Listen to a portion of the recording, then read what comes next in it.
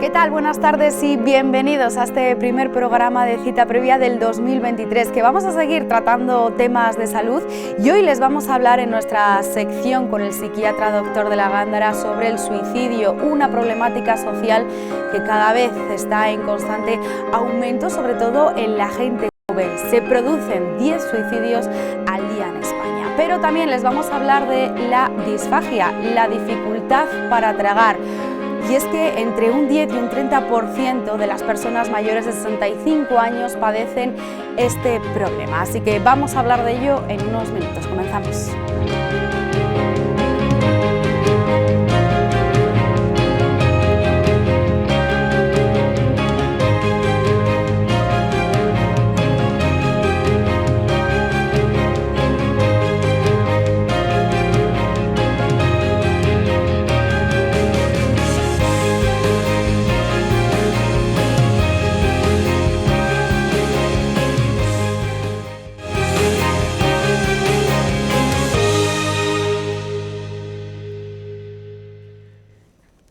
Pues sí, hoy les vamos a hablar del suicidio, esa problemática social que ha aumentado, fíjense, casi un 10% en comparación con el periodo anterior al COVID-19. Sobre todo ha aumentado, o donde está siendo más alarmante, es en los jóvenes. Vamos a abordar hoy este tema desde un punto de vista, desde la prevención familiar e individual, con Jesús de la Gándara, nuestro colaborador psiquiatra. Buenas tardes, Jesús, ¿cómo estás? Muy bien, buenas tardes. Y es que, bueno, aquí precisamente en Burgos se ha creado un grupo de apoyo a la prevención del suicidio, con un grupo de profesionales, de sanitarios, que dan visibilidad a un tema, ¿no?, que es oculto, pero que hoy en día se habla, la verdad, que muchísimo de él. Jesús, un grupo en el que perteneces además tú, ¿no?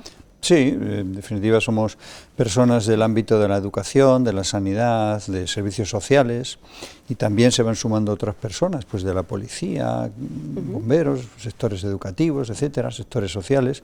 Es decir, que vamos colaborando con el fin de disminuir en cierta medida el estigma y el ocultamiento que hay en torno a este tema, pero también hacer campañas de prevención e intervenciones sobre familias o personas que puedan de alguna manera necesitar una colaboración nuestra como intermediarios entre la detección y la intervención. Básicamente es eso. Claro, porque hablas de la prevención, ¿no? Es cierto que cada vez hay más planes, o es lo que vemos, ¿no?, de prevención del suicidio, pero los datos están ahí, la cifra está aumentando. ¿Cómo se está abordando este problema? Bueno, hay que tener en cuenta dos aspectos. Hay muchos planes de prevención, siempre los ha habido realmente. Lo que ocurre es que nunca se han ejecutado suficientemente bien ni tiempo. Los planes de prevención del suicidio, para que sean útiles, tienen que ser muy intensos y muy duraderos. Nunca ha habido ni intensidad ni duración realmente. A ver si ahora, con este cambio que la COVID y todo esto ha supuesto, pues le prestamos más atención y los organismos nacionales y también regionales o locales se implican en ello a largo plazo. Es decir, que siempre haya un modelo de prevención social. Pero luego hay que bajar el terreno de lo práctico, porque lo que de verdad ha aumentado mucho son los intentos de suicidio. Antes teníamos 100 intentos por cada suicidio consumado, ahora andaremos por los 400. Han aumentado muchísimo, es decir, que el suicidio como palabra, como concepto, está muy presente en la población y antes no lo estaba tanto. Los suicidios consumados no sabemos todavía realmente si han aumentado mucho o no, eso hay que verlo con una perspectiva de unos 5 años. Entonces, pero seguramente sí, vamos a aceptar que sí. En todo caso da igual, porque es que son muchos, es que rondamos los 4.000 al año en España y los 30 al año en Burgos.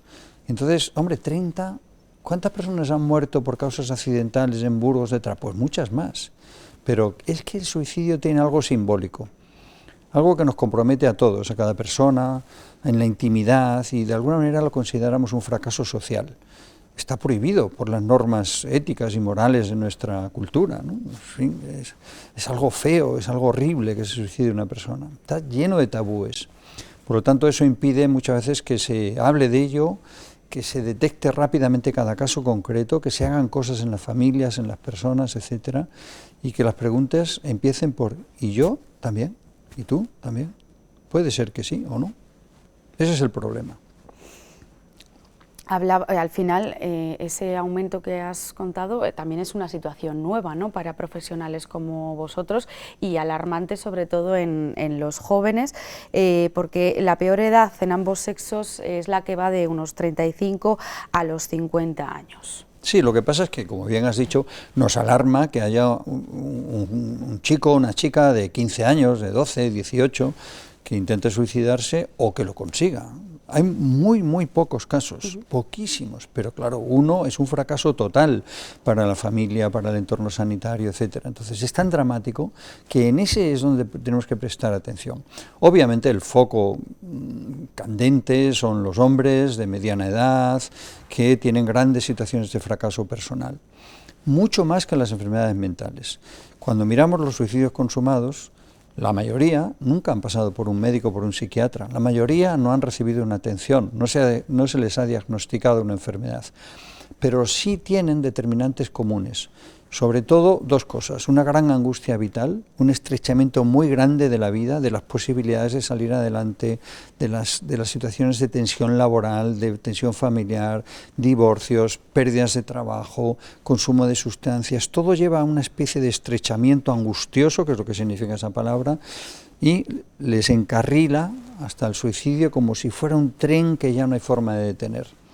En esos casos es donde tenemos que intervenir gravemente, severamente, porque si detectamos uno y bajamos uno, pasamos de 30 a 29. Y si detectamos dos y tratamos dos, pasamos de 30 a 28, con lo cual la tasa de suicidio real de Burgos disminuye. Y a lo mejor han sido 2 casos o 5 casos.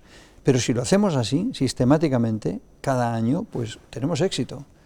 Sobre los planes generales de prevención, pues es fácil que se hagan y tal, pero que, bueno, ahí se quedan, ¿eh? Entonces, cada uno, por favor, que se mire a los ojos en el espejo, que mire a su alrededor y piense, ¿y por qué no yo?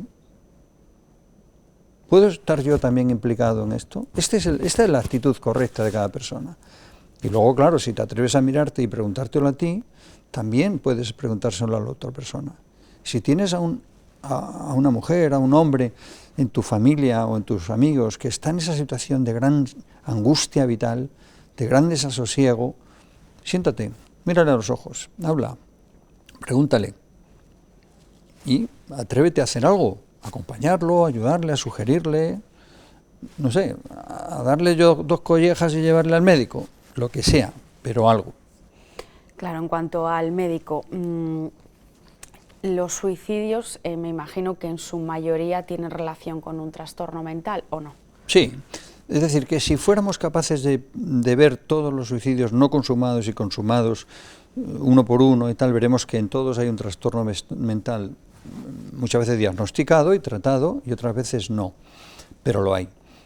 Y en todo caso, la angustia que precede al suicidio es un estado patológico, es decir, es tan intensa esa angustia que podemos decir que es un trastorno de angustia grave, y que si lo tratamos la angustia, si le disminuimos esa angustia con 3 cosas. En primer lugar, con fármacos, porque es lo inmediato.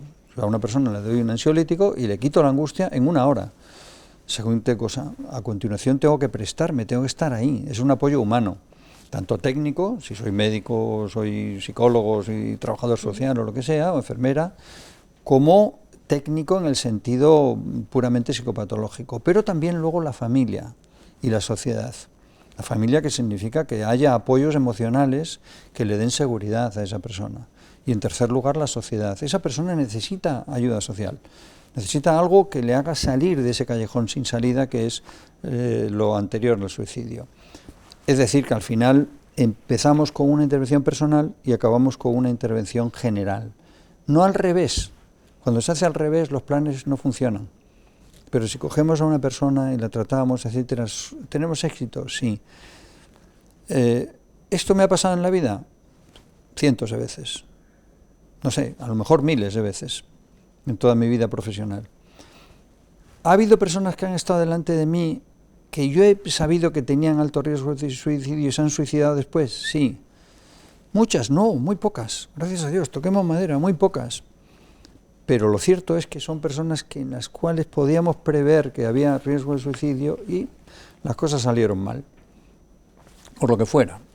falta de recursos, falta de interés, en fin, falta de seguimiento de ese caso, lo que sea. Muy pocas veces, pero sucede. Pero es que esas pocas veces son tan dramáticas que se te quedan aquí para siempre. Podría dar todos los detalles de las personas en las que ha sucedido eso. Y claro, mi sentimiento humano también, obviamente. Estoy dramatizando, pero es que es así de cierto. Son los que menos, es claro. Muy está pocos, claro. poquísimos, poquísimos. Pero está ahí y podemos hacer algo. Has comentado, ¿no? La clave es qué hacemos, ¿no? Porque nosotros mismos podemos hacer algo, ¿no? Un plan individual y familiar, ¿no? ¿Qué dices? Sí. Estar con esa persona, claro. ¿Cómo se detecta a un familiar, a un amigo que está en una situación de riesgo? Hombre, pues primero el contexto, ¿no? Ya sabemos, lo conocemos, esas circunstancias. Sabemos qué edad tiene, qué circunstancias son las suyas, esto lo saben las familias, las personas, muchas veces los agentes sociales, los trabajadores sociales de los equipos de salud, los médicos, etcétera. Conocemos el entorno y conocemos a la persona. En segundo lugar, podemos tener interacción y escuchar su lenguaje. Es un lenguaje que tiene la palabra nada como eje. Ya no tengo solución, no vale para nada, nada. Y luego hay datos muy sutiles. El lenguaje se va empobreciendo, se va disminuyendo, cada vez es menos. Además, se van perdiendo un contacto emocional, muchas veces hasta un contacto emocional visual. Es como si la persona que tiene mucho riesgo de suicidio se pusiera una especie de orejeras así y solo mirara por un tubo la vida. Se llama estrechamiento del campo de la conciencia. Entra en una especie de estado que se llama estado crepuscular, que es como si fuera así, y ya no ven más. Y cuando lo ves esa mirada, ese gesto, etcétera, tú lo ves, que eso es un alto riesgo de suicidio. Y ahí tienes que intervenir. Y claro, la familia esto lo percibe. Muchas familias que después vienen, ¿no?, como consecuencia de un suicidio, las atendemos y te dicen, yo lo sospechaba, tenía algo un presentimiento, pero no me atreví a ponerle nombre a ese presentimiento, a decirlo en voz alta, a hablar de ello. ¿Qué te pasa? ¿Necesitas ayuda? ¿Por qué no hablas conmigo? ¿Qué puedo hacer por ti? Porque, claro, una familia que ve esto en un hijo o en un padre y que lo ve así, tan angustioso, tela. Y sí, y entonces empieza el y sí, no me atrevo a preguntarlo. Y si lo pregunto y es como si le estuviera empujando a hacerlo.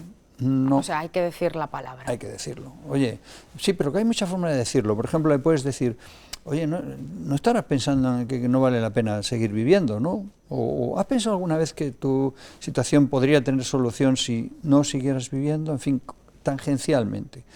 Y en la medida en que te respondan sí o no, pues afinas más la pregunta. ¿Has pensado alguna vez en suicidarte? A veces... Siguiente pregunta. ¿Cómo lo harías?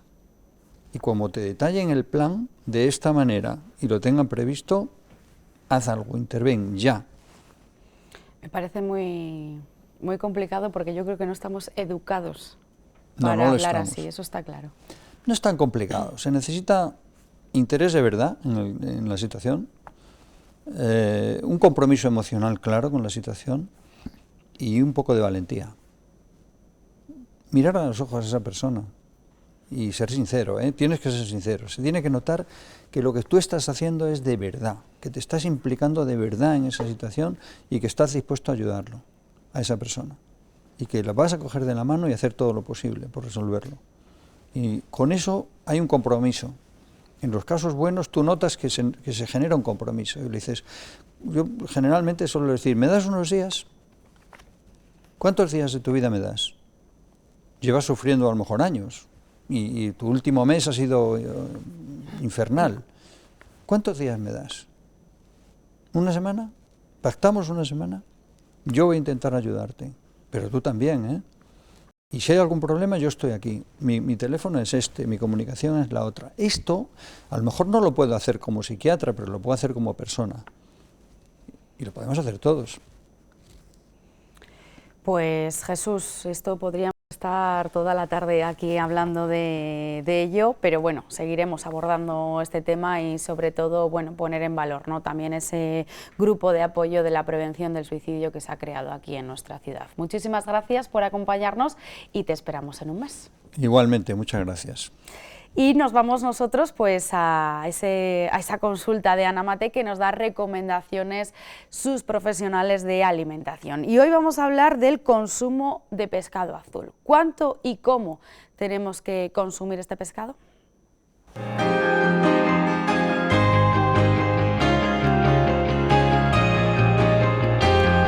Hoy os vamos a recomendar el consumo de pescado azul. ¿Y por qué hacemos esta recomendación a pesar de que contiene mercurio? Pues porque el pescado azul contiene unos ácidos grasos esenciales, es decir, que nuestro cuerpo no es capaz de sintetizarlo por sí solo y necesitamos recurrir a ciertos alimentos para incorporarlo. Estos ácidos grasos son el EPA y el DHA, que tienen unos efectos beneficiosos sobre nuestro organismo, sobre todo sobre el sistema inmunitario y con un efecto antiinflamatorio. Las últimas recomendaciones nos dicen que debemos ingerir de 250 a 500 miligramos de estos ácidos grasos de manera diaria, pero se ha visto que con un consumo superior de 1 a 2 gramos diarios vamos a obtener mejores resultados, y esto lo podemos conseguir incorporando en nuestra dieta 3 o 4 raciones de pescado azul a la semana. O también podemos complementar esas raciones con otros alimentos muy interesantes, como puede ser las nueces o diferentes semillas como las de lino, las de chía, o poniendo un poquito de aceite de lino en nuestra tostada. Aparte de los ácidos grasos, el pescado azul también contiene otros nutrientes muy interesantes, como son el selenio, que tiene una capacidad de bloquear estos efectos tóxicos de los metales pesados, o el propio omega 3, que tiene un efecto protector sobre el mercurio. De hecho, se ha visto algún estudio en el que las personas que consumen mayor cantidad de pescado azul presentan mayor desarrollo cognitivo frente a las que no lo consumen. Y luego, para la población que es más sensible a ese contenido de mercurio, lo que podemos hacer es consumir pescado azul de pequeño tamaño, como pueden ser las anchoas, el boquerón, las sardinas, la caballa, y evitar esos peces grandes que tienen mayor contenido de mercurio, como el atún rojo, el pez espada, el emperador. ¿Y tú cuántas raciones de pescado azul consumes a la semana? Y cambiamos de tema, les vamos a hablar de la disfagia, y es que entre el 10 y el 30% de los mayores de 65 años presentan algún tipo de dificultad en su deglución.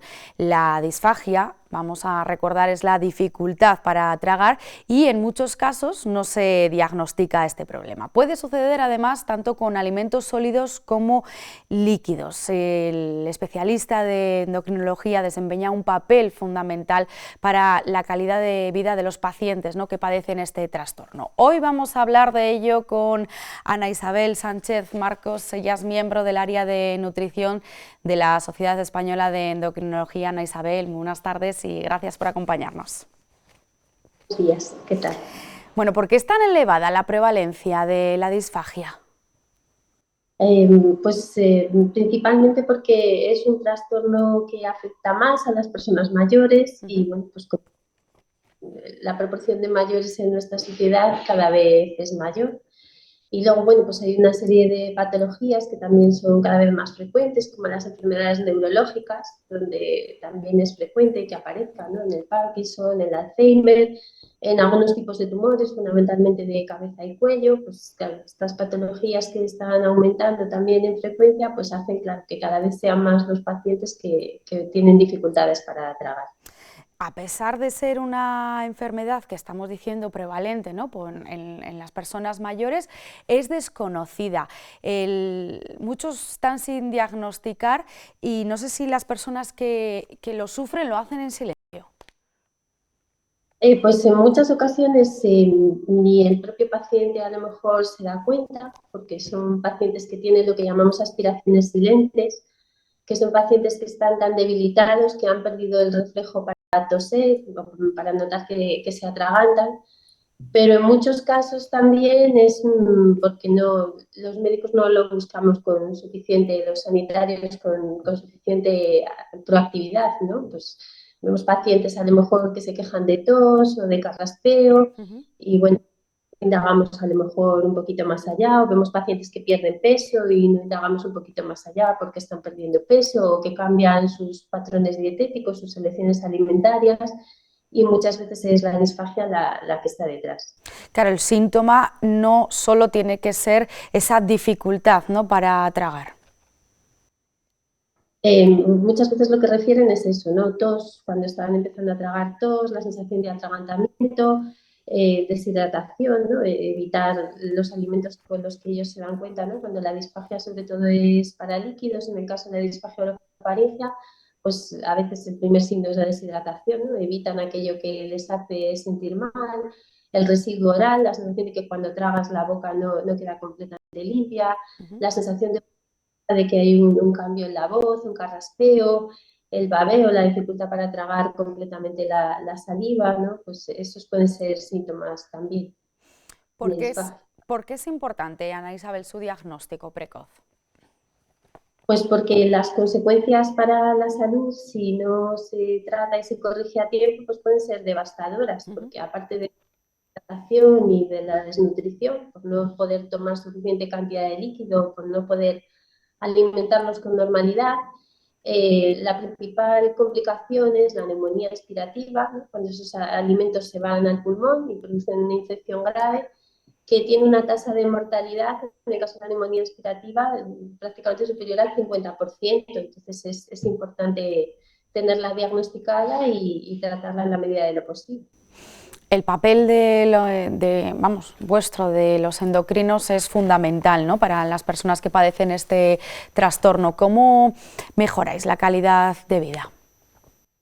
Bueno, lo más importante, puesto que es un problema complejo, yo creo que es que estemos integrados dentro de unidades multifuncionales, ¿no? Donde hay especialistas de distintos ámbitos, ¿no? Que todos colaboremos y cada uno aportemos la parte que nos corresponde y lo hagamos lo mejor posible por el paciente, ¿no? Pues en el caso de la unidad de nuestro hospital, por ejemplo, pues tenemos un otorrino especialmente dedicado, enfermería especialmente dedicada, una logopeda también especialmente dedicada a estos pacientes y 2 endocrinos que acudimos a hacer los ajustes dietéticos. Pero es que también una consulta de endocrinología y nutrición normal pues puede ser la primera puerta de entrada, ¿no? Porque te remitan un paciente por desnutrición y tu objetivo es que la desnutrición se debe a un problema de disfagia y lo orientes en esa dirección y el primer diagnóstico se haga desde la consulta de endocrino.